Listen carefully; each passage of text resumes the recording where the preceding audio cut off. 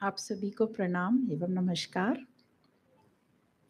हम गीता चिंतन माला में श्रीमद् भगवद गीता श्री शंकराचार्य कृत स्वाध्याय ले रहे हैं। हमने पहला अध्याय अर्जुन विषाद योग और दूसरा अध्याय सांख्य योग पूरा किया था। अभी हम तीसरा अध्याय कर रहे हैं। आज 27वें श्लोक से आगे बढ़ेंगे।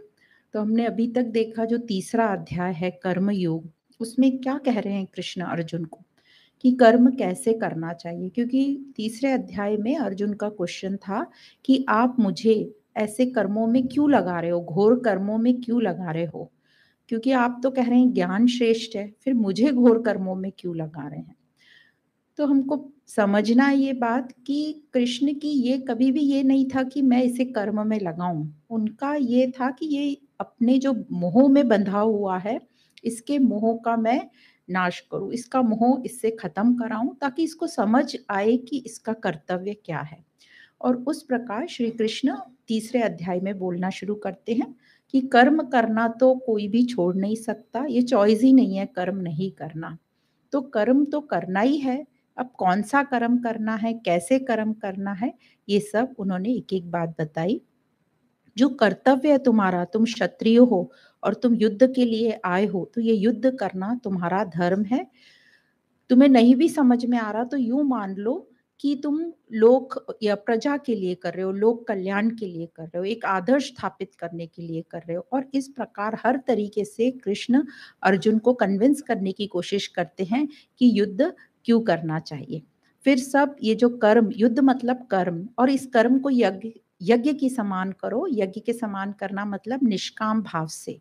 जब कर्म यज्ञ के समान करोगे तो तुम्हारी वासनाएं समाप्त होंगी, मतलब निष्कामता से ही वासनाएं समाप्त होंगी। तभी तुम्हें क्लैरिटी आएगी, तभी अकर्ता बनोगे, कर्ता भाव तुम्हारा मिटेगा, आसक्ति मिटेगी, अहंकार मिटेगा। तो इस प्रकार हर तरीके से उसको समझाने की कोशिश कर रहे हैं कि तू युद्ध कर।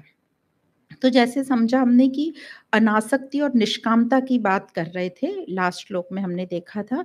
और कह रहे हैं कि ये कर्म करना ही तेरा जीवन के लिए आदर्श है। और ये बात हम भी समझ रहे हैं कि निष्कामता से करना चाहिए, अनासक्त होकर करना चाहिए। पर क्या ये प्रैक्टिकल लाइफ में हम कर पा रहे हैं? हम समझ तो रहे हैं, पर हम कर नहीं पा रहे। तो श्री कृष्ण अब यहाँ आगे तकनीक बताते हैं कि कैसे हम अनासक्त हो सकते हैं, उस बारे में बात करेंगे। तो पहले 27वें श्लोक में बताएंगे कि कैसे अज्ञानी लोग, मतलब हम लोग, कर्मों में आसक्त हो जाते हैं। तो श्लोक नंबर 27 पढ़ेंगे हम। प्रकृते क्रियमाणानि गुणे कर्माणि सर्वशः अहंकार विमूढ़ात्मा कर्ता अहम इति मन्यते। तो इसमें श्री कृष्ण कह रहे हैं संपूर्ण कर्म प्रकृति के गुणों द्वारा किए जाते हैं। अहंकार से मोहित हुआ पुरुष मैं करता हूं ऐसा मानता है। तो ये अज्ञानी पुरुष की, मतलब हम लोगों की बात हो रही है कि अ, सब कुछ प्रकृति के द्वारा हो रहा है, पर हम जो है प्रकृति से तादात्म्य बिठा लेते हैं, मतलब प्रकृति को मैं मान लेते हैं। प्रकृति मतलब ये शरीर, मेरा मन, बुद्धि, जो भी कुछ हमें दिखता है, इसको मैं मान लेते हैं। और फिर हम सोचते हैं ये सब मैं कर रहा हूँ। तो अहंकार आ जाता है हमारे इसमें कि मैं कर रहा हूँ।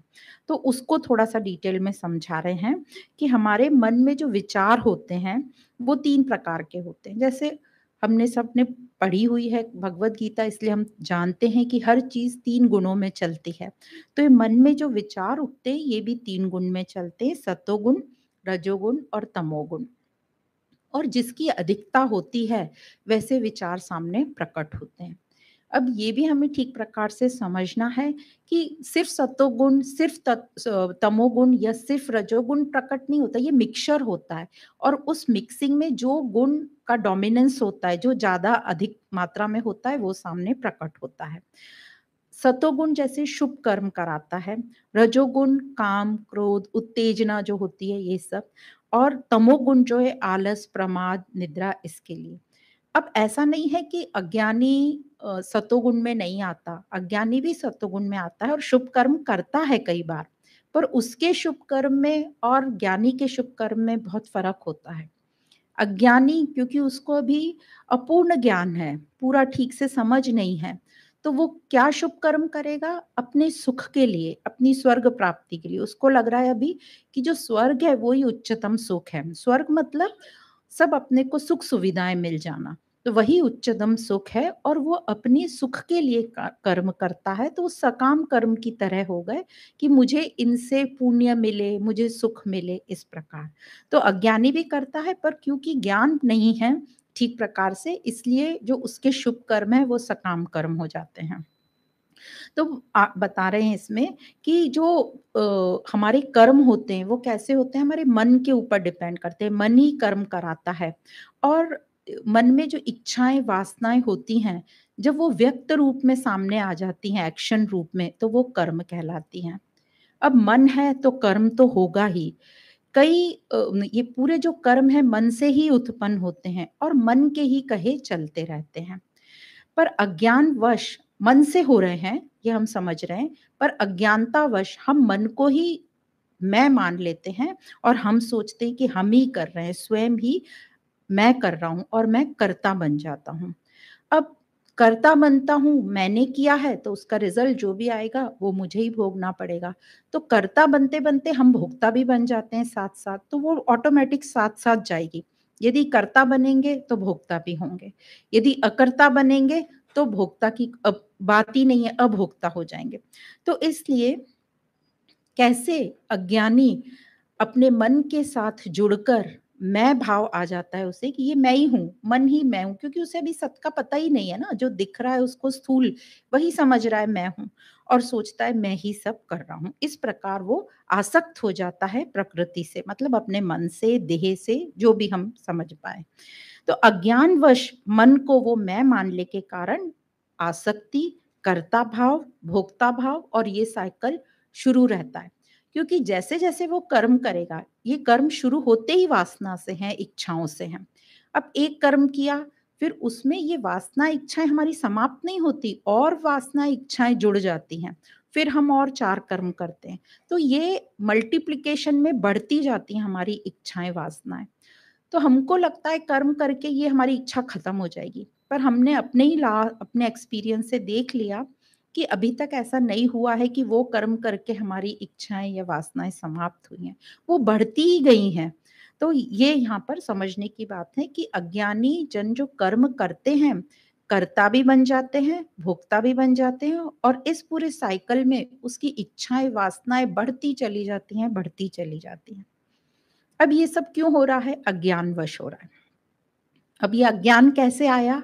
तो इसके पीछे की लंबी कहानी है। अभी तो हम समझेंगे अज्ञान है ही, वो प्रकृति में है ही। पर ये 3 गुणों के कारण, माया शक्ति के कारण, पर हमको उसका अतिक्रमण करना है, अभी हम उसकी बात कर रहे हैं। तो अज्ञान से आया है, तो इसका नाश कैसे होगा? ज्ञान से। एक ही तरीका है ज्ञान से। तो ज्ञान से हमारा विवेक जागृत होता है, मतलब हमारी बुद्धि और तीव्र होती है, सूक्ष्म लेवल पे जाती है और फिर हम समझ पाते हैं। जब बुद्धि पूरी तरह कुशाग्र हो जाती है, उसको कहते हैं प्रज्ञावान बुद्धि, तब हम बोलते हैं बोधि तत्व आ गया। तो ये अज्ञान ज्ञान से ही खत्म होगा और जब हमारे ज्ञान से विवेक जागृत होगा, तब ये आसक्ति हटेगी या उत्पन्न नहीं होगी और व्यक्ति जो है पूरी तरीके से स्वतंत्र फील करेगा। तो इसका बहुत अच्छा एक एग्जाम्पल आता है कि एक चील है। हम चील को तो जानते हैं, जो आसमान में उड़ती रहती है, हम सबके घरों में भी हम देख लेते हैं। उसके हाँ, वल्चर। उसके मुँह में एक मांस का टुकड़ा है और वो उड़ रही है। वो उसने पृथ्वी से उठाया कहीं से और उसने ऊँची उड़ान भर ली।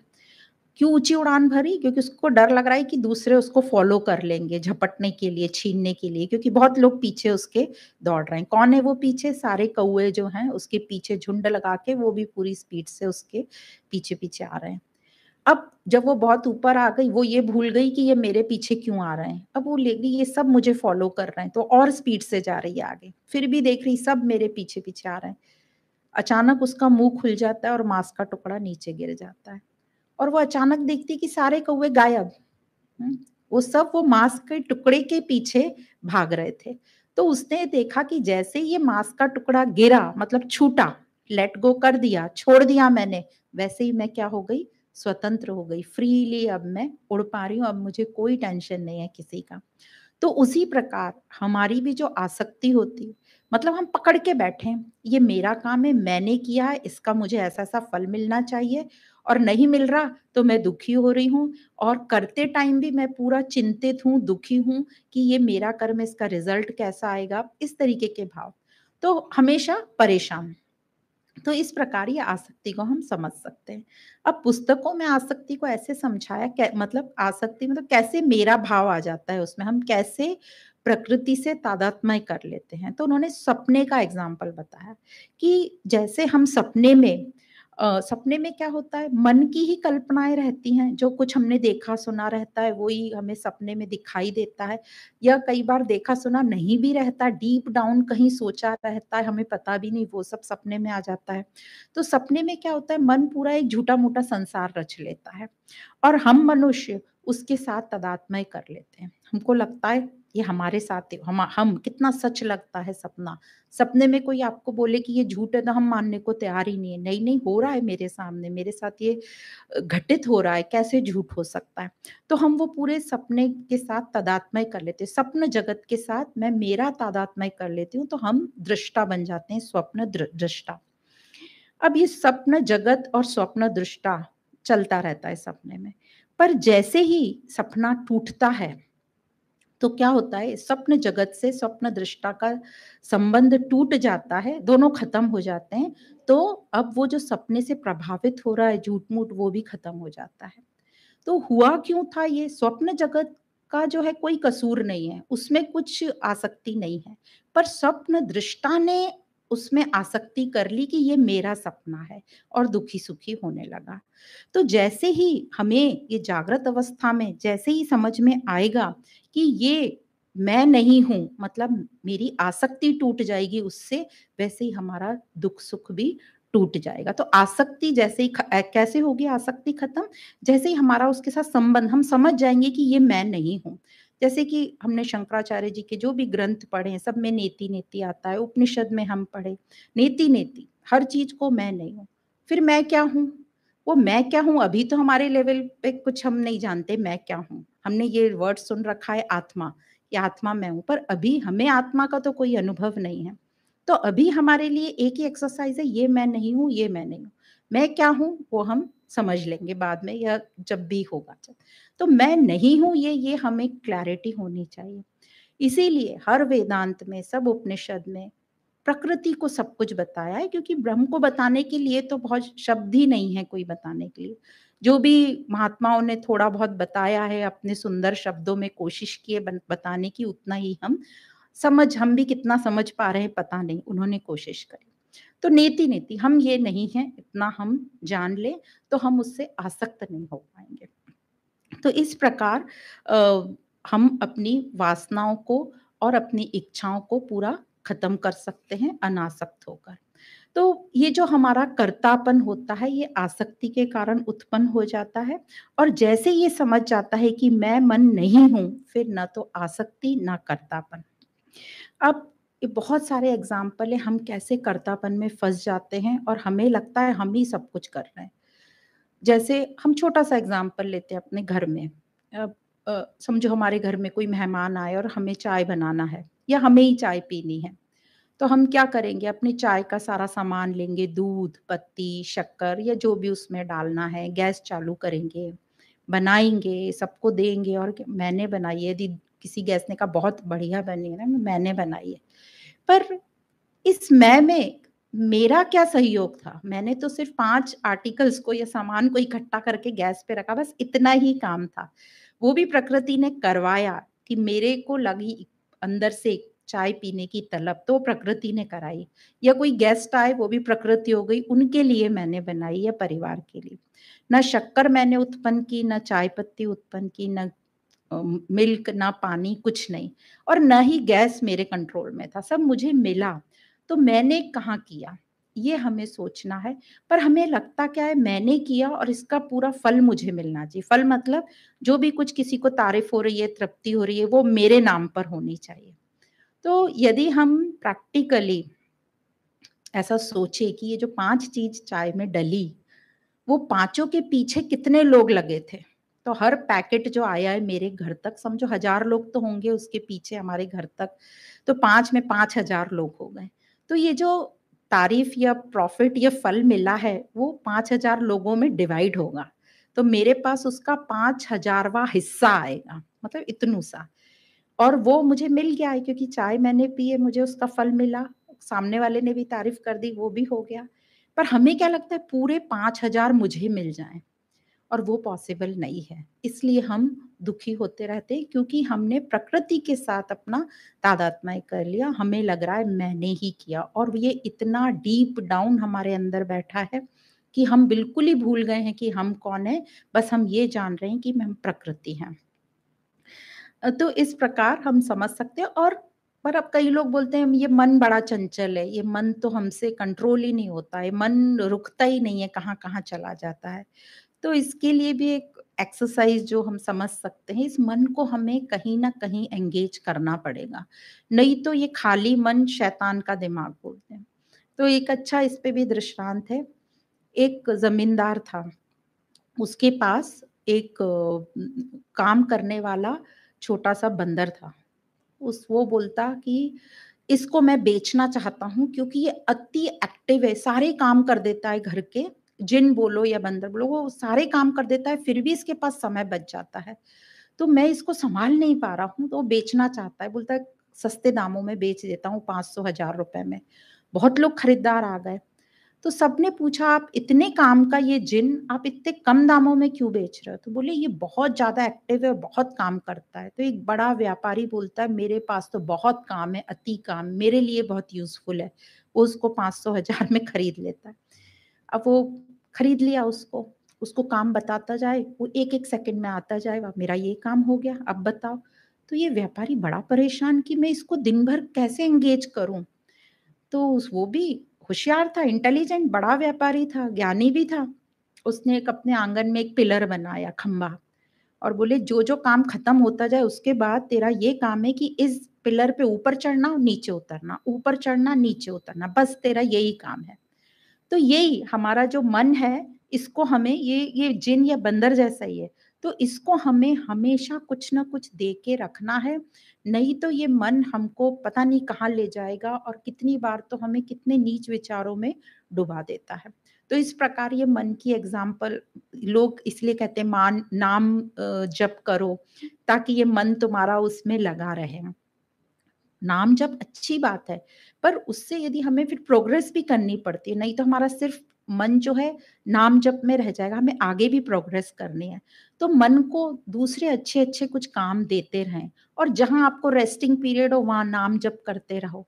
तो इस प्रकार हमको अपने मन को ही सही डायरेक्ट करना पड़ेगा, नहीं तो मन हमें अपने डायरेक्शन में ले जाएगा और मन का डायरेक्शन हम सब जानते हैं कि किस प्रकार का होता है।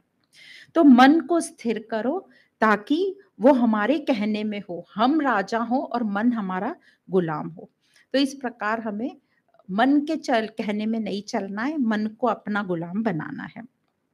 तो इस श्लोक में हमने देखा, ये जो अभी पढ़ा 27 नंबर का श्लोक कि अज्ञानी मतलब हम लोग जो हैं कैसे आसक्त हो जाते हैं और अब आगे हम देखते हैं कि कैसे जो ज्ञानी जन हैं वो आसक्त नहीं होते। वो क्यों आसक्त नहीं होते? नेक्स्ट श्लोक में बताया है, श्लोक नंबर 28। तत्त्ववितु महाबाहो गुणकर्म विभागयोः गुणागुणेषु वर्तन्त इति मत्वा न सज्जते। तो ये गुण लाइन तो बहुत ही फेमस है, गुणा गुणेषु वर्तन्त मतलब गुण ही गुण को चला रहे हैं। अब देखते हैं भगवान क्या बोल रहे हैं। तो भगवान का कहना है अ, अर्जुन जो तत्वज्ञ होते हैं मतलब तत्वज्ञानी, श्रेष्ठ ज्ञानी जो जानते हैं, वो कहते हैं कि ये जो सत्य, रज और तम गुण हैं, ये तीनों गुणों से उत्पन्न ही इंद्रियाँ हैं और इन्हीं गुणों से उत्पन्न इंद्रियों के विषय हैं। और ये जानकर वो फिर मतलब ये सब इंद्रियाँ, विषय जो रूप रस हैं, ये एक-दूसरे को चलाते रहते हैं। वो अच्छी तरह ये जान गए हैं तत्वज्ञानी, वो मतलब तत्वज्ञानी और फिर आसक्त भी नहीं होते और मैं करता हूँ ये भी नहीं कहते। ऐसा उन्हें अभिमान भी नहीं रहता, क्योंकि उन्हें पक्के से पता चल गया है कि मैं इसमें कहीं नहीं हूँ ये पूरे साइकिल में। तो इसके पहले श्लोक में जो हमने देखा कि अज्ञानी की बात समझी कि अज्ञानी कैसे आसक्त रहते हैं, अब इस श्लोक में ज्ञानी की बात बता रहे हैं कि ज्ञानी, अब ये तो पता है ज्ञानी आसक्त नहीं रहते, पर क्यों आसक्त नहीं रहते वो एक्सप्लेन किया है। क्योंकि यही बात बता रहे हैं कि ये जो तत्व ज्ञानी है ये बड़ी ठीक प्रकार से जानते हैं कि गुण गुण को चलाता है, मतलब प्रकृति ही प्रकृति को चला रही है और इसमें मेरा कोई भी कहीं भी रोल नहीं है।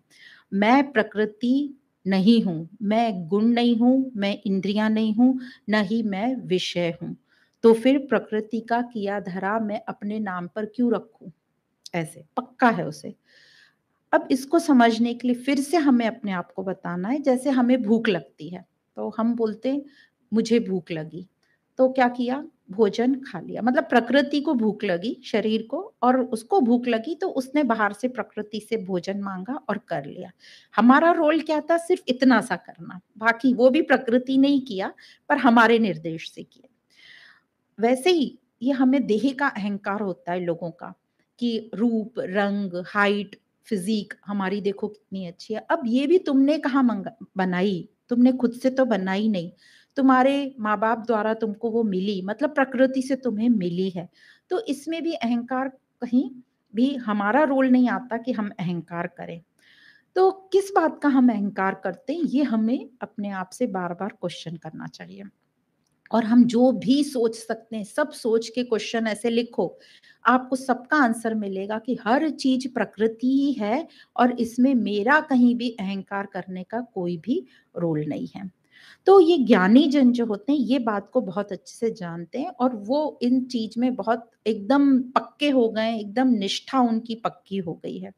तो वो ज्ञानी जो है प्रकृति के खेल को बड़ी अच्छी प्रकार से समझ गया है। उसका विवेक जागृत हो गया है, ज्ञान से उसका विवेक जागृत हो गया है। अब उसे पता है कि ये मन ही जगत से कर्म करवा रहा है, जगत में कर्म करा रहा है और वो कर्म के रूप में, स्थूल रूप में जगत में व्यक्त हो रहा है कर्म। मन का ही विचार है और मन ही ये जो विचारों से कर्म करा रहा है, जो जगत में स्थूल रूप में व्यक्त हो रहा है। तो ज्ञानी को ये अच्छी प्रकार से समझ गया कि ये सब जो राग, द्वेष, ईर्ष्या, लाभ, हानि, लोभ, क्रोध, ये सब प्रकृति के हैं, सब मन के हैं।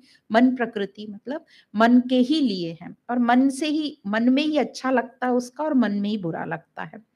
और मैं आत्मा, अब वो ज्ञानी है इसलिए बोल रहा है मैं आत्मा, इससे प्रभावित नहीं होता। पर अभी यदि हम आत्मा सोचने लगे तो हम और कुछ आत्मा को एक पदार्थ समझने लगेंगे। तो हमें सिर्फ इतना समझना है कि ये प्रकृति है और मैं इससे अलग हूँ। अभी की बात के लिए इतना।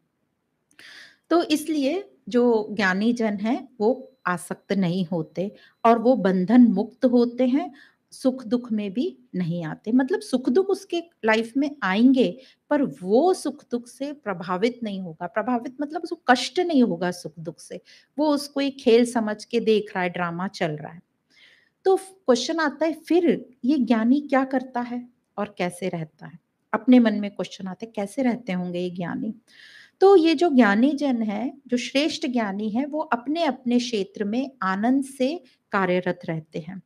वो पूरे उत्साह से कार्य करते हैं। उन्हें अभी हानि, लाभ इस सब की चिंता नहीं है, क्योंकि वो लोकहित के लिए कर रहे हैं, स्वार्थ के लिए नहीं कर रहे और उसको कुछ इससे आशा नहीं है, एक्सपेक्टेशन नहीं है, क्योंकि वो उसमें अपना कर्तापन नहीं दे रहा है कि मैं कर रहा हूँ। वो सोच रहा है कि ये मेरी ईश्वरीय बुद्धि करा रही है। यदि वो कृष्ण का भक्त है तो बोले कृष्ण मेरा मुझसे करा रहा है। पर ये कॉन्सेप्ट हमारे को बहुत क्लियर होना चाहिए कि हम किसको कृष्ण बोल रहे हैं। हम अभी तो अपने ही मन से बोलते हैं और बोलते हैं भगवान ने मेरे से करा लिया, है ना? हमसे गलती भी होती है, बोलते भगवान ने करा लिया। सब चीज़ हम भगवान के नाम पे लगाते हैं। पर ज्ञानी जन को ये बहुत चीज़ क्लियर है। तो अब हमको देखना है और वो जो हैं ज्ञानी जन वो ज़रूरी अपने कार्य तो करते ही हैं, जो ज़रूरी कर्तव्य होते हैं वो भी करते हैं, भले ही पसंद हो या ना हो, उसको पूरे उत्साह से करते हैं क्योंकि उन्हें पता है कि ये आवश्यक है, ये ज़रूरी है, इसमें कोई चॉइस नहीं चलेगी मेरी। वो अपने कृष्ण तत्व की बात अच्छे से मानते हैं और वो करता है, मतलब मैं करता हूँ वो ऐसा उनके मन में कभी नहीं आता, तो भोक्तापन भी नहीं आता। अब ये ज्ञानी जन रहते कैसे हैं? इस जगत में रहना तो पड़ता है व्यवहार में, तो वो कैसे रहते हैं? तो वो दृष्टा बनकर रहते हैं, सीयर। बस वो देख रहे हैं कि ड्रामा चल रहा है और मैं इस पूरे ड्रामे को एन्जॉय कर रहा हूँ। बिल्कुल, साक्षी भाव।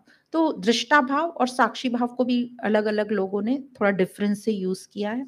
हाँ, तो दृष्टा भाव कहते हैं जब हम जगत को देख रहे हैं और साक्षी भाव जब मैं खुद अपने आप को देख रहा हूँ। तो थोड़ा-सा फ़र्क है, पर जैसे भी हम एक-दूसरे की प्लेस पे भी यूज़ कर लेते हैं लोग, पर जो रामसुख महाराज की गीता में पढ़ा तो थोड़ा-सा समझ में आया कि थोड़ा-सा इसमें डिफ़रेंस। ठीक है, वो तो कोई बात नहीं। हाँ, तो दृष्टा भाव से वो जगत को देख रहा है कि ये सब खेल चल रहा है और मैं देखने वाला, मेरा जहाँ रोल होगा वहाँ मैं एंटर होके उस ड्रामे में अपना रोल कर दूँगा।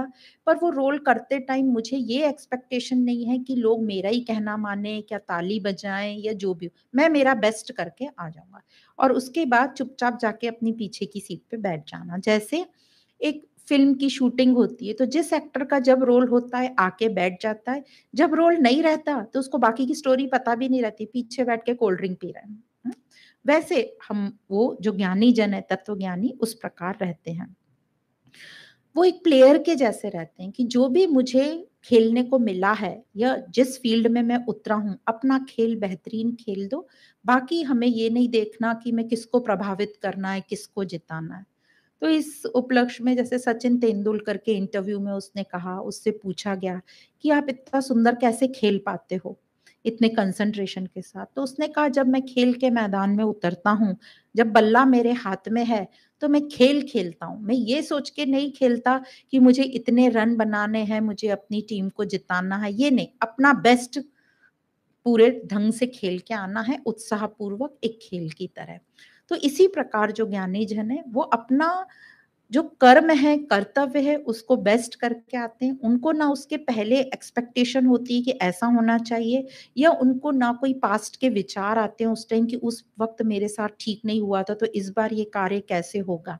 ये सब चिंताएँ वो छोड़कर अपने काम में पूरा फ़ोकस करके 100% काम करते हैं। फिर जो भी रिज़ल्ट आए, वो उसको स्वीकार करते हैं। तो स्वीकार भाव भी इम्पोर्टेंट है कि फिर जो रिज़ल्ट आए मुझे एक्सेप्ट करना है। हाँ, पर कई बार जैसे व्यवहार में लोग पूछते हैं, अब बिज़नेस करते हैं, उसमें रिज़ल्ट अच्छा नहीं आया, तो अपने कर्म पे देखो कि कहाँ गलती हो रही है हमसे। तो इस तरीके से हमें उसे थोड़ा सुधारना भी पड़ता है।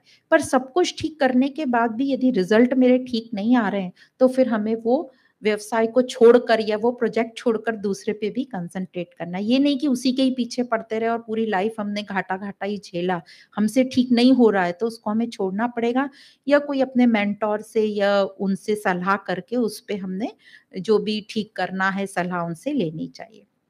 तो जो अपने आनंद में रहते हैं, वो हमेशा उनकी उन्नति होती है, जैसे ज्ञानी जन। तो एग्ज़ाम्पल से फिर हम समझ सकते हैं कि कैसे हम भी रहते हैं कि ये मैंने कर्म किया, ये इसका रिज़ल्ट ऐसा आना चाहिए। तो जैसे क्रिकेट चल रहा है, जैसे क्रिकेट में लोग बहुत इंटरेस्टेड होते हैं, तो समझो 2 टीम खेल रही हैं, इंडिया और पाकिस्तान की। तो जो व्यूअर्स आए वो भी 2 पक्ष वाले होंगे, एक होंगे इंडिया को सपोर्ट करने वाले, एक होंगे पाकिस्तान को सपोर्ट करने वाले। तो जो एक होते हैं, एक बोलेगा इंडिया जीतेगी तो मैं खुश, मेरा एम है कि इंडिया जीतनी चाहिए, मैं इस वो देखने आया हूँ। दूसरा बोलेगा मैं पाकिस्तान को देखने आया हूँ, वो जीतना चाहिए। पर एक तीसरा ग्रुप भी रहता है, वो छोटा रहता है, बोलता है हम तो खेल देखने आए, एन्जॉय करना है, कोई भी जीते-हारे ये तो खेल है। तो जब गेम चलता रहेगा तो कौन एन्जॉय करेगा? ये तीसरा। उसको वो तो खेल एन्जॉय कर रहा है। बाकी ये जो दोनों पक्ष हैं, वो कभी एक आउट हुआ एक टीम का तो कभी कोई विचलित होगा, कभी कोई हल्ला मचाएगा, खुश होएगा। तो दोनों पक्ष वाले विचलित रहेंगे, पर जो ये तीसरा है पूरे आनंद में रहेगा। और गेम खत्म होने के बाद वो तीसरा तो एन्जॉय करके खा-पी के निकल जाएगा, पर ये जो 2 में से एक ही पक्ष वाला खुश होगा क्योंकि ये तो गेम का नियम है, जीतेगा तो एक ही। तो एक पक्ष खुश होगा, दूसरे मुँह लटका के निकल जाएँगे। तो गेम ओवर के बाद जो बोलते हैं तीसरा खुशी-खुशी चला गया, वैसे ही कई बार हम नहीं देखते 2 के झगड़े में तीसरे ने फ़ायदा उठा लिया, मज़ा लेके चला गया। तो तीसरा ही हमको बनना है। तो अपने ये तीसरे वाले को उठाओ, जगाओ कि मुझे न्यूट्रल रहना है जो भी बस अपना कर्म अच्छे से करना है, उसको एन्जॉय करके आना है। अब ये सब तो संसार के अंदर चलता रहेगा और ये द्वंद का युद्ध हमारे अंदर चलता रहेगा। तो यहाँ कृष्ण अब ये बता रहे हैं, हमसे रिलेट कर रहे हैं। कृष्ण अर्जुन को यहाँ पर महाबाहो करके संबोधित कर रहे हैं। महाबाहो मतलब व्यावहारिक तौर पे तो इसका मतलब है कि बहुत शूरवीर योद्धा। पर यहाँ पर इस श्लोक में महाबाहो कहाँ का, अभी तो उसको कुछ और समझा रहे हैं।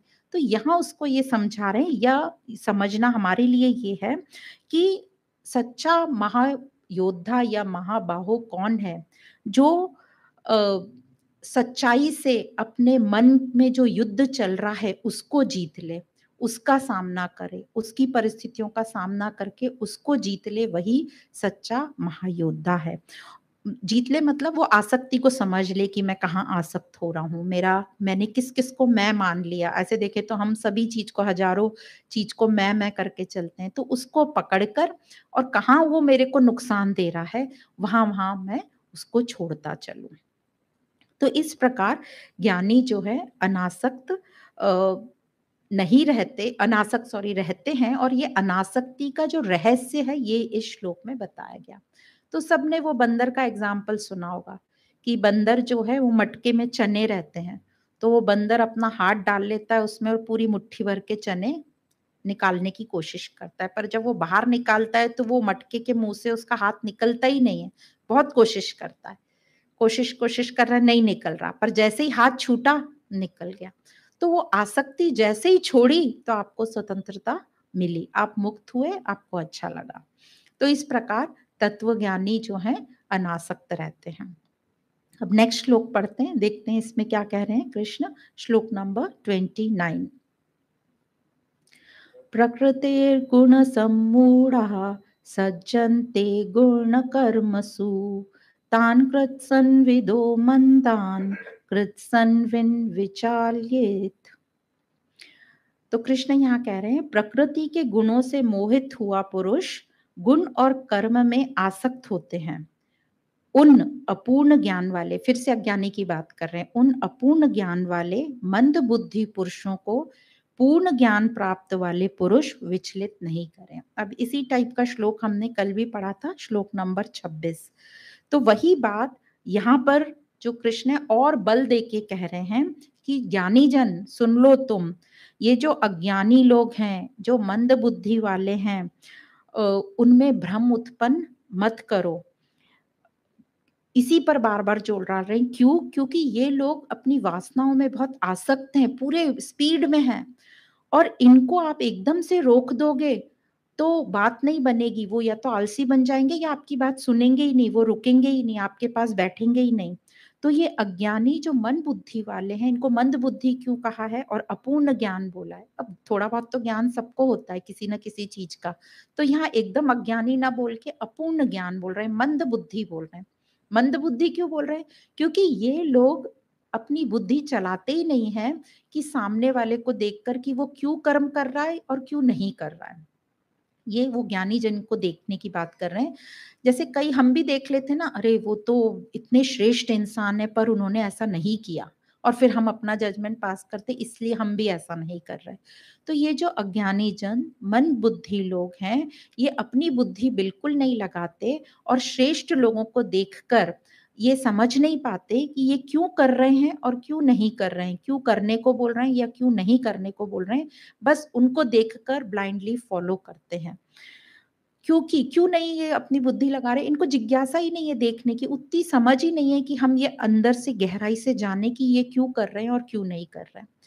जिज्ञासा नहीं है, उतनी गहराई नहीं है, और कहीं ना कहीं आलस भी है, क्यों पता करें।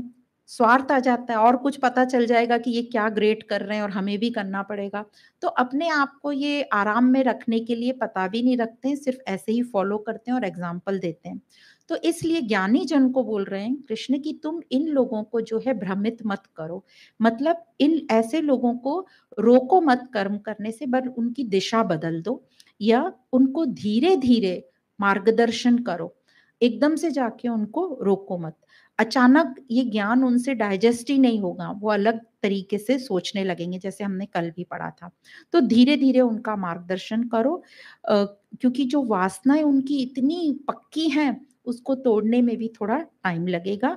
वो आपकी बात जल्दी से सुनेगा ही नहीं, और ये सब हम भी देखते हैं ना अपनी लाइफ में, कि यदि आप थोड़ा-सा भी किसी को ज्ञान देने लगो, तो आपके साथ इतने तर्क-वितर्क करेंगे वो अपनी स्थूल बुद्धि से, और कोशिश करेंगे कि वो जो बोल रहे हैं वो ही सही है, और ये जो आपका जो ज्ञान सब बोल रहा है ना, ये आउटडेटेड है। कोशिश क्या, वो पूरा सिद्ध करके ही छोड़ते हैं कि जो हम बोल रहे हैं वही सही है।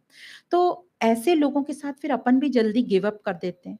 ये वो लोग हैं, जो लोग कभी भी सत्संग में नहीं आएँगे, पर बाहर आपको कहीं टकरा गए, कोई फंक्शन में या कोई जगह, तो बस 2 सेकंड बात करके आपसे पूरा ज्ञान सुनना चाहते हैं। आप प्रूफ करके बताओ, आप प्रूफ करके बताओ, बैठेंगे आपके पास 5 मिनट, बैठते भी नहीं, खड़े-खड़े। अब ये ज्ञान अपन 5 मिनट में उनको कितना बता पाएँगे? वो कुछ 2-3 जो श्लोक अपने कॉमन श्लोक हैं, उसको कहीं से सुन के, पढ़ के, बिना गहराई में उसका मीनिंग जाने, अपना निष्कर्ष निकालते हैं, और उन 5 श्लोकों के बेसिस पे अपने से पूरा तर्क करते हैं।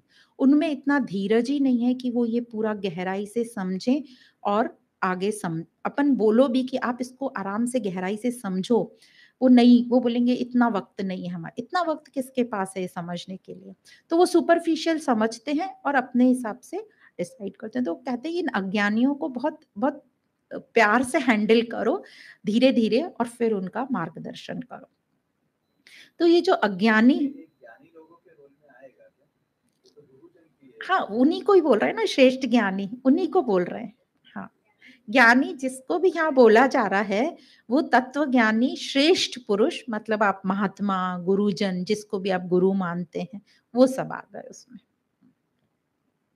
क्योंकि बाकी तो सब हम लोग तो अभी सब स्थूल बुद्धि में ही हैं। नॉट आस्क, बिल्कुल नहीं देनी चाहिए एडवाइस जब तक पूछी। अब फर्स्ट अध्याय में ही हमने सीख लिया ना, कृष्ण बिल्कुल चुप थे, हालाँकि उनको सब पता है ये अर्जुन कैसी मूर्खतापूर्ण बातें कर रहा है, एक भी चीज़ तर्क की नहीं बोल रहा, पर वो तर्क भी दे रहा है अपने आप को प्रूफ करने के लिए कि जो मैं बोल रहा हूँ सही सही है, इससे मुझे मिलेगा ही क्या? मुझे तो पाप ही मिलेगा, और राज्य मिल भी गया तो क्या? क्योंकि मुझे तो गिल्ट फीलिंग होएगा कि मैं अपने ही वालों को मार कर बैठ गया। दे भी रहा है अपने वजह युद्ध नहीं करने की, और उसको सपोर्ट के लिए भी एक सॉल्यूशन बता रहा है। इनको दुर्योधन को कैसे मारूँ? है तो वो आखिर मेरा भाई ही। इस तरीके से वो पूरा, और अपने ही परिवार को मारना क्या अहिंसा है, क्या अच्छी बात है? उसने हर चीज़ एक्सप्लेन कर दी उसमें। इससे तो वर्ण संकर हो जाएगा। ये उसने, अब उसको इतना फ्यूचर में जाके उस वक़्त युद्ध भूमि में खड़े होके ये सोचने की कोई लॉजिक ही नहीं थी कि वो पिंडदान तक चला गया। तो वही श्री कृष्ण चुप थे। जब तक अर्जुन ने बोला नहीं कि अब आप बताइए मेरे लिए क्या कल्याणकारी है, तब तक श्री कृष्ण चुप थे। तो यही हमें बताता है कि कितना धीरज हमें रखना है, पेशेंस की एडवाइस नहीं देते जाना है। तो जो अज्ञानी हैं, वो सत्य का उनको पता नहीं होने से, सत्य क्या है उनको पता ही नहीं, उनको लग रहा है ये जो संसार चल रहा है, इसमें जो हमने बढ़िया काम कर लिया, अपने आप को फिट रख लिया, पैसे कमा लिए, परिवार को ठीक से पोषण कर लिया, यही सक्सेसफुल है, थोड़ा नाम कमा लिया, थोड़ा कहीं अवार्ड्स मिल गए, यही सक्सेसफुल लाइफ है। उनको रियलिटी का मतलब सत्य का पता नहीं है, और वे अपने ये गुण और कर्म, तीनों गुण जो प्रकृति है, कर्म से ही अटैच हो जाते हैं। पर जो ज्ञानी हैं, उनको ये अच्छे से पता है कि ये गुण और कर्म क्या है, प्रकृति है, और वो उससे अटैच नहीं होते, वो डिटैच रहते हैं। इसलिए अज्ञानी जो है दुख-सुख साइकिल में चलता है, पर वो अपने आप को कभी दुखी नहीं बताएगा, बोलेगा बहुत आनंदमय, शब्द भी आनंद में यूज़ करेंगे, वो आनंदमय चल रहा है। अभी उनको आनंद का मीनिंग नहीं पता है, पर वो बोलेंगे हम आनंद में चल रहे हैं। तो उनको, अज्ञानियों को तो अभी आनंद का टेस्ट भी नहीं पता, उन वो सिर्फ़ कभी सुख और कभी दुःख में जा रहे हैं, पर वो इतने ज़िद्दी होते हैं, वो ये मानने को भी तैयार नहीं होते कि हम दुखी हैं, और ऐसा हमारे समाज में भी माहौल बना दिया, पॉज़िटिव रहो, कितना भी दुखी हो, बोलो मैं अच्छा हूँ, मैं अच्छा हूँ। पर इससे और गड़बड़ हो रही है, हम अपने सत्य को जान ही नहीं पा रहे हैं कि सही में सुख क्या है। और जो ज्ञानी है उसको पता है, इसलिए वो इनसे अटैच ही नहीं हो रहा, और हमेशा ये सुख-दुःख से ऊपर रहता है, आनंद में रहता है। हाँ, let's do it. Hmm, hmm. And keep smiling. 2 हाँ, हाँ जी। हाँ, हाँ, हाँ। जी, हाँ। तो ऐसे बहुत गाने हैं कि ऐसा जो बताते हैं, तो हमें यदि वो गाना ठीक प्रकार से हम समझें तो बड़ा मज़ा भी आता है कि देखो ये लिखने वाले ने पता नहीं क्यों लिखा, पर इसका मीनिंग तो ऐसा हमें समझ में आता है। तो ज्ञानी एक पूरी जगत को एक ड्रामा या सिनेमा देख के चलता है और उसके जो भी ड्रामा में सुख-दुःख जो भी सीन हो रहा है उससे प्रभावित नहीं हो रहा। जैसे सिनेमा में कुछ भी होता है तो हम उससे प्रभावित नहीं होते, थोड़े बहुत हो जाते हैं इमोशनल में कैरिड अवे, पर जैसे ही बाहर निकले कि छोड़ देते हैं।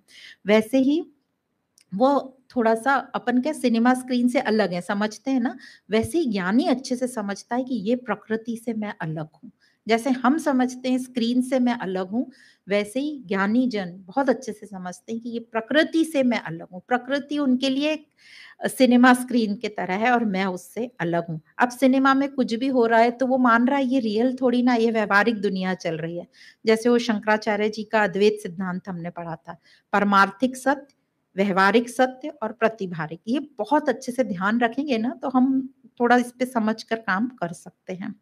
तो वो ज्ञानी दृष्टा बनकर देख रहा है पर कहीं भी इन्वॉल्व नहीं हो रहा। पर यही बात यदि अज्ञानी समझो, कोई सिनेमा हॉल में है, समझने के लिए बता रहे हैं, अंधेरा है और वो सिनेमा में शेर को देख के डर रहा है, तब इसका ये डर खत्म कैसे होगा? आप और हम कुछ नहीं कर सकते, जब तक वही नहीं समझे, जब तक वो अंधेरे में बैठा रहेगा, वो डरता रहेगा। जैसे ही वो फिर हॉल में लाइट शुरू होगी, तभी उसको समझेगा कि ये तो झूठ था सब, ये तो स्क्रीन का शेर है, ये मुझे नहीं खा सकता। तो इसी प्रकार हमको समझना है कि हमें भी थोड़ा डिस्टेंस रखना है प्रकृति और मेरे में। तो अज्ञानी को अपने बंधनों से मुक्त होने के लिए किस प्रकार कर्म करना चाहिए, अब ये नेक्स्ट श्लोक में बताते हैं। श्लोक नंबर 30। मयि सर्वाणि कर्माणि सन्न्यस्याध्यात्मचेतसा निराशी निर्ममो भूत्वा युधस्त्व विगज्वरः। तो इस श्लोक में बहुत अच्छे-अच्छे शब्द आए हैं, निराशी, निर्ममो, युधस्व, विगज्वरः। तो इसका शाब्दिक हिंदी मीनिंग तो है संपूर्ण कर्मों को मुझ में संन्यास करके, कृष्ण कह रहे हैं संपूर्ण कर्मों को मुझ में संन्यास करके, अर्जुन को कह रहे हैं, आशा और ममता से रहित होकर संताप रहित हुए तुम युद्ध करो। तो हमारे लिए तुम अपने कर्म करो, ये सब मुझे अर्पण कर दो और कर्म करो। तो अब इसको हम समझते हैं कैसे हमारे लिए कैसे ये उतरेगा। तो यूजुअली हम लोग साधारण लोग जो कर्म करते हैं वो कैसे होते हैं, स्वार्थ और आसक्ति के साथ। तो उसमें लोभ होता है, लालच होता है, भय भी होता है, डर होता है ना वो रिजल्ट वैसा नहीं आए या आए तो छूट नहीं जाए, तो भय भी रहता है। तो अज्ञानी जो कर्म करता है उसमें उसका कर्म वासनाओं से ही आता है और मोह से आता है। मोह मतलब वासना ही हो गई और फिर कर्म करने पर ये वासनाएँ उसकी और बढ़ जाती हैं। तो ये हमें समझ गया अज्ञानी जो हम कर्म करते हैं, हम लालच से या किसी कारण से करते हैं और कर्म करने के बाद ये हमारा और बढ़ जाता है। या तो लालच हुआ और हमारा कर्म का रिज़ल्ट हमारे हिसाब से आ गया, तो ये लालच और बढ़ जाएगा। और हमारे हिसाब से नहीं आया, तो क्रोध होएगा, तो ये भी हमारी वासनाओं को तो हम और कुछ अलग एक्शन लेंगे। तो इस प्रकार जो अज्ञानी है उसकी वासनाएँ बढ़ती जाती हैं क्योंकि ये कर्म का स्वभाव है कि वो वासनाएँ उत्पन्न करता है। अब कर्म का तो ये स्वभाव पता चल गया, तो हमारे बुद्धि में इतनी कुशाग्रता होनी चाहिए कि जो वासनाएँ उत्पन्न हो रही हैं उसका हम अतिक्रमण कैसे करें? पर अभी अज्ञानी के पास तो वो अतिक्रमण करने की ताकत नहीं है। तो ये वासनाएँ जमा होती जाती हैं और ये साइकिल चलता रहता है, कर्म करता जाता है और वासनाएँ बढ़ती जाती हैं मल्टीपल टाइम्स में। और वासनाएँ मतलब ये बंधन, सुख-दुःख बढ़ता जा रहा है तो ये हमें बाँधता जा रहा है। तो ये बंधन इतने हो गए हैं कि हम पूरी तरह जकड़ गए हैं और फँस गए हैं उसमें। अब जो डीप रूटेड हमारी इच्छाएँ हैं, जो पक्की हो गई हैं अभी। पहले तो हमने विचार किया था कि हमें ये चाहिए, फिर धीरे-धीरे वो हमारी इच्छा हो गई फिर और प्रबल इच्छा हो गई कि ये तो मुझे चाहिए ही, मैं किसी भी तरह इसको कर ही लूँगा, पाकर छोड़ूँगा ही इसको। तो हमारे सबकॉन्शियस लेवल में जो भी डीप रूटेड ये इच्छाएँ भरी होती हैं, हमारे जन्म मतलब पूरे जन्म की वो वासनाओं का बंडल। वो बंधन का। अब बंधन वासनाएँ हमसे कर्म कराएँगी और ये कर्म से हमें सुख-दुःख होगा फिर से, तो ये सुख-दुःख मेनली हमको बाँधता है। तो ये बंधन सुख-दुःख का ये साइकिल पूरा चलता रहता है और अब हम इतने बंध गए कि अब यदि हम चाहें इस बंधन को काटना, तो हम सोचते हैं इसका छोर किधर है? हमें छोर ही नहीं मिलता क्योंकि वो पूरा जाल बन गया है। अब इसका एक अच्छा एग्ज़ाम्पल है, यदि आपने बहुत पुराना पीपल का पेड़ देखा होगा, तो ऊपर से भी जटाएँ आ रही हैं और नीचे से जो मेन है वो रूट भी है और ऊपर की जड़ाएँ जटाएँ आके नीचे ज़मीन में धँस गई हैं। तो आप अंदर जाओगे तो आपको पूरा ऐसे ही ग्राउंड दिखेगा और समझेगा ही नहीं कि इसकी मेन जड़ कहाँ है। तो मेन जड़ को ही ढूँढना मुश्किल होता है और काटना मेन जड़ ही है। हम ऊपर-ऊपर से उसकी ट्रिमिंग भी कर दें तो वो फिर से आ जाएँगी। तो इस प्रकार हम एकदम जकड़ गए या ऐसा बोल दो हमने इतना रायता फैला दिया है कि अब समझ ही नहीं रहा है कि इसको समेटे कैसे। तो इसी का ये जो हम इतने बंधन में आ गए हैं, दुःख-सुख के, ये वासनाओं के जो भी, तो ये वासनाओं को काटे कैसे? वासना ही है रूट कॉज़, इसको हम काटे कैसे? तो इसका जवाब अपने 15th अध्याय में बहुत अच्छा दिया हुआ है कि विवेक वैराग्य रूपी तलवार से इसे कट करो और अभ्यास जारी रहना चाहिए इसका। तो ये विवेक वैराग्य जो है यही हमको इससे हमारी वासनाएँ काटेगा। पर यहाँ पे क्या एग्ज़ाम्पल दिया है, अब अभ्यास का एक बहुत अच्छा एग्ज़ाम्पल है। जैसे बार-बार कहते हैं सत्संग में आते हैं, अपन श्रवण, मनन, चिंतन करते हैं, पर अभ्यास जारी रहना चाहिए। नित्य, निरंतर और प्रयत्न, ये भी अपन 3 शब्द हमेशा याद रखें। तो ये अभ्यास हमें कैसे स्ट्रॉन्ग बनाता है? कई लोगों को शंका होती है, 1 दिन करेंगे, 10 दिन नहीं करेंगे, तो इसके बहुत सारे एग्ज़ाम्पल हैं। एक तो हमारे ब्रेन में ही टेंडेंसी है कि हम बार-बार किसी चीज़ को बहुत दिन तक करें, यूजुअली बोलते हैं 20-25 दिन तक करो, तो वो हमारी आदत बन जाती है, हमारा स्वभाव। तो आपको कोई भी चीज़ चेंज करनी है, तो आप उसको 20-25 दिन लगातार करो। अ, बिल्कुल 5-10 मिनट या दिन में 3 बार 20 दिन तक करो तो वो आपकी आदत पड़ जाएगी। तो इस प्रकार हम कोई भी चीज़ को चेंज ये अभ्यास हो गया हमारा। वैसे ही अभ्यास का एक बहुत अच्छा अभी-अभी एक एग्ज़ाम्पल पढ़ा, अर्जुन का एग्ज़ाम्पल है कि जो पाँचों पांडव थे अपनी जब इनको वनवास हुआ था तो ये रात को भोजन कर रहे थे, डिनर कर रहे थे। तो उस टाइम ये दिए लगा के लैंप के अंदर बैठ के खाना भोजन कर रहे थे और अचानक बहुत ज़ोर से हवा का झोंका आया और सारे दिए बुझ गए। तो अंधेरा हो गया। फिर भी सबका भोजन चालू था, गपशप चालू थी। तभी भोजन करते-करते अर्जुन के मन में ख़्याल आया, अंधेरा है, मैं भोजन की थाली को नहीं देख सक रहा हूँ, मैं हाथ को नहीं देख सक रहा हूँ, हाथ मेरा मुँह नहीं देख सक रहा है, फिर भी मेरा भोजन का निवाला बराबर मेरे मुँह में कैसे जा रहा है? मतलब सोचो कितना दिमाग तेज रहा होगा, हमारे भी दिमाग में ऐसी बातें तो नहीं आती। तो वो सोचने लगा कि ये क्यों हो रहा है? तो उसको ये समझ में आया ज़रूर इस हाथ में मेमोरी है, याददाश्त है कि मुँह यहाँ पर है और यहाँ ले जाना है। तो ये याददाश्त कैसे आई होगी? इतने सालों का अभ्यास इस हाथ को है। मतलब अभ्यास कुछ भी करा पा सकता है, अंधेरे में तीर भी चलवा सकता है। और उस दिन से उसने अपनी नींद को हर लिया और रात-रात भर बैठ के अपने धनुष बाण तीर की प्रैक्टिस करता था। इसलिए उसको गुडाकेश कहा है कि जिसने अपनी नींद को जीत लिया। तो ख़ैर कृष्ण को तो ऋषिकेश कहते हैं कि उन्होंने अपनी हर इंद्रिय को जीत लिया, अर्जुन को गुडाकेश कहा गया है। तो ये बहुत अच्छा एग्ज़ाम्पल है कि यदि हम अपने आप को ट्रेन करें, तो कोई भी मसल में वो मेमोरी आ सकती है अभ्यास की, याददाश्त और फिर वो बराबर काम करेगी। अब आप यदि आज ही आपको ऐसे कोई ध्यान से आप कोई काम करोगे तो आपको इतनी चीज़ें मिल जाएँगी, अच्छा ये इसलिए हुआ क्योंकि मेरा इतने साल का अभ्यास था। अच्छा मैं ये इसलिए कर पाया क्योंकि अभ्यास था। तो अभ्यास का इम्पोर्टेंस हमको समझ में आता है। तो इस प्रकार हम जो भी कर्म करें, तो ये सोच समझ के या कि मैं नहीं कर रहा हूँ, ये प्रकृति कर रही है, तो हम उससे आसक्त नहीं होंगे और अकर्ता बनेंगे। और उस कर्म से जो भी नई-नई वासनाएँ उत्पन्न होंगी, वो होंगी नहीं यदि हम अकर्ता बने रहे। क्योंकि जो दुःख-सुख आएगा वो हमको लगेगा ही नहीं, हमें कष्ट होगा ही नहीं, तो नई वासनाएँ भी नहीं बनेंगी। तो ये जो कृष्ण सिद्धांत हमको बता रहे हैं कि इस तरह कर्म करोगे तो पुरानी वासनाएँ भी खत्म होंगी और नई वासनाएँ भी उत्पन्न नहीं होंगी। पर जिस प्रकार से हम कर्म करते हैं, आसक्ति के साथ, कर्ता भाव के साथ, अहंकार के साथ, तो पुरानी वासनाएं और मल्टीप्लाई मल्टीप्लाई होके बिल्कुल हमें जंगल में लाके खड़ा कर देती हैं। तो ये तो हुई थी अज्ञानी लोग कैसे अपनी वासनाएं बढ़ा के उसमें बंध जाते हैं, पर यही बात अब कृष्ण आगे कैसे बता रहे हैं कि जिस प्रकार कर्म करने को हमें बता रहे हैं कृष्ण, जिस प्रकार कृष्ण हमको बता रहे हैं कर्म करने को जिस सिद्धांत से, उस प्रकार के कर्म करने से पुरानी वासनाएं भी समाप्त हो जाएंगी और नई वासनाएं भी उत्पन्न नहीं होंगी, अंकुरित नहीं होंगी।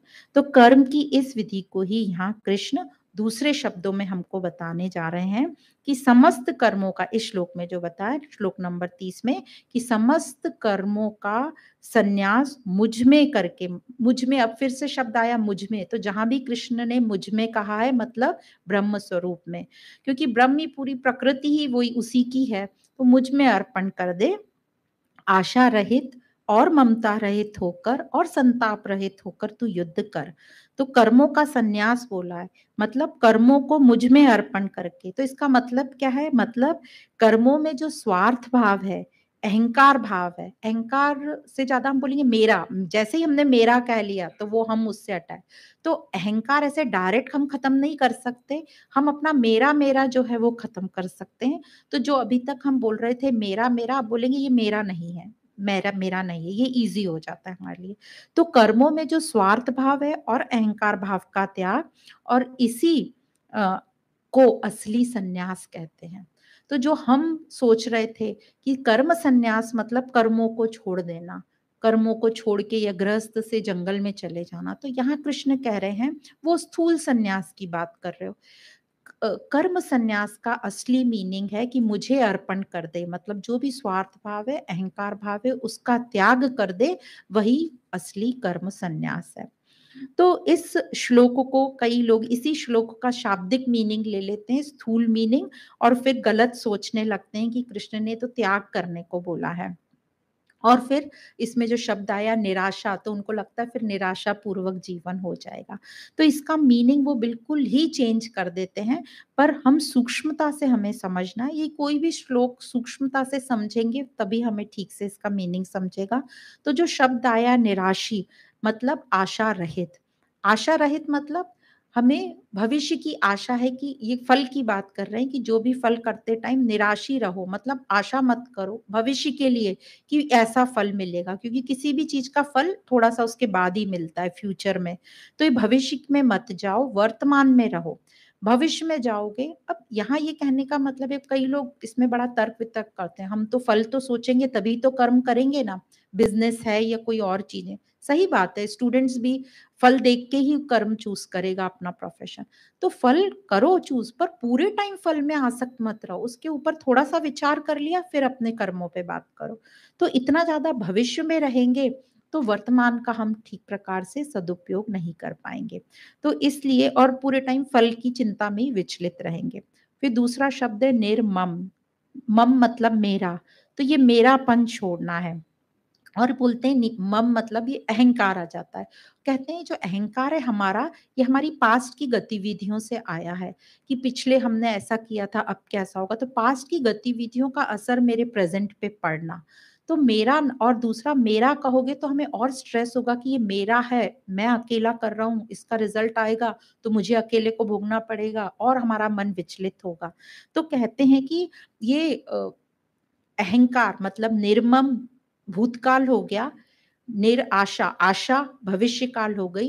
तो ये दोनों कालों में तुम ना भूतकाल में रहो ना भविष्य काल में रहो, वर्तमान में रहो। वर्तमान में ये पूरी एनर्जी यूज करो, क्योंकि भूतकाल में और भविष्य काल में रहोगे तो एनर्जी बहुत वेस्ट होगी, वर्तमान को ठीक प्रकार से यूज नहीं कर पाओगे। तो सिर्फ वर्तमान में रहकर अपने ठीक प्रकार से कर्म करो और अपनी उन्नति करो। तो इस प्रकार कृष्ण अर्जुन को आशा रहित और ममता रहित होकर युद्ध करने को कह रहे हैं, कि भूत और भविष्य के विचारों में अपनी शक्ति वेस्ट मत करो, वर्तमान में अपना पूरा सदुपयोग करो। तो अब ये आशा और ममता, ये दो बात तो हो गई, निराशा और निर्मम, इन दो का हो गया। अब तीसरा ये तो अपन ने कंट्रोल कर लिया। अब तीसरा आता है ज्वर, विगत ज्वर। ज्वर मतलब फीवर, बुखार। मतलब हम जो अपने कर्म करते हैं और उसमें मेरा कर देते हैं तो हमें एक स्ट्रेस होता है कि ये मेरा है, ठीक प्रकार से होगा कि नहीं, या कर्म करते वक़्त जो हमें उत्तेजना, एंग्ज़ायटी होती है, उसको बोल रहे हैं ज्वर। और विगत ज्वर मेंटल, ये मन का ही हमारा बुखार है। विगत ज्वर मतलब इस बुखार को हटा देना, गत हटा देना। तो इसको हम कैसे कर पाएँगे खत्म? इसको कर्तापने का जब हमारा अकर्ता बनेंगे तभी। जब हमारा कर्तापन खत्म होगा तो ये भी खत्म हो जाएगा। तो इस कर्तापन का भी संन्यास, इसी को का अर्पण मुझको कर दे तो वो भी संन्यास कहलाया है। जैसे हमने मैं मान लिया कि मैं कर रहा हूँ, तो कर्तापन आ गया। तो जब मैं ये समझ लूँगा कि मैं नहीं कर रहा हूँ, प्रकृति मुझसे करा रही है, तो अकर्ता बन गए। तो ये सोचना कि प्रकृति मुझसे करा रही है, यही संन्यास है, उस कर्तापन का त्याग हो गया। तो ये अकर्ता जब हम कामना रहित हो जाते हैं या निस्वार्थ भाव में लोक सेवाएँ, लोक कल्याण के लिए करते हैं, तो कर्तापन तो कर्म में रहेगा, पर जैसे ही कामना रहित या निस्वार्थ भाव से करेंगे तो ऑटोमेटिक अकर्ता बन जाएगा, क्योंकि अब वो मैं मेरे लिए नहीं कर रहा हूँ, मैं जगत के लिए कर रहा हूँ। तो इस प्रकार कृष्ण आशा, ममता, अ, ज्वर मतलब ये मानसिक हमारी उत्तेजना मतलब कर्तापन का त्याग करने को कह रहे हैं। करके युद्ध कर, हमको कह रहे हैं ये सब त्याग करके तू कर्म कर। तो इसी को यहाँ कर्म संन्यास कहा गया है। और इस विधि से कर्म करने से हमारी पुरानी वासनाएं भी खत्म होती हैं और नई वासनाएं भी उत्पन्न नहीं होती। तो ये जो ज्ञान दिया अभी यहाँ तक जो कृष्ण ने, ये सिर्फ युद्ध भूमि के लिए नहीं है, ये हमारी डेली भी परिस्थितियों के लिए कि कैसे हम अपनी डेली परिस्थितियों का सामना करें, ताकि हम मनुष्य लोग एक उन्नत जीवन व्यतीत कर सकें। और ये कब ऐसा हो पाएगा? जब हमें अपने कर्मों के प्रति प्रेम रहेगा तभी, तभी हम उसको उत्साह के साथ कर सकते हैं। तो कुछ कर्मों के लिए हमें प्रेम रहता है, कुछ के लिए नहीं रहता है। अब जिस क्षेत्र में हमारी मास्टरी है उससे हमें प्रेम रहता है या मज़ा आता है करने में। पर कई कर्म ऐसे रहते हैं हमें करने पड़ते हैं पर हमें मज़ा नहीं आता, पर वो ज़रूरी हैं करने के लिए। तो वहाँ क्या करेंगे? तो वहाँ पर हमें अपने मन को ये बोलना है कि देखो इसमें कोई चॉइस तो है नहीं, करना तो है ही, ज़रूरी तो है ही। तो जब कर ही रहे हैं और करना ज़रूरी भी है, तो अच्छे से ही कर दो। ना, तो उसमें थोड़ी जान डाल दो। तो ये ऐसे ही हम इसको अतिक्रमण कर सकते हैं। और ये जो हमें पसंद नहीं है, इनमें ना तो हमारी ममता है, ना हमारी आशा है, तो 2 तो ऑटोमैटिकली कट गए। सिर्फ़ हमें अब उसे उत्साह से करना है। तो इस प्रकार यहाँ तक श्री कृष्ण ने बताया कि कैसे अपनी पुरानी वासनाओं को भी खत्म कर सकते हैं, नई वासनाओं को उत्पन्न होने से भी बचा सकते हैं, जब हम इस सिद्धांत से कर्म करें। कौन से इस सिद्धांत से बताया? निर्मम, निराशा, विगत ज्वर और युद्धस्थ, ये सब त्याग कर युद्ध में लग जा, कर्म करते रहो, कार्यरत रहो, कर्म को कभी छोड़ना नहीं, नहीं तो वो आपको आलसी बना देगा।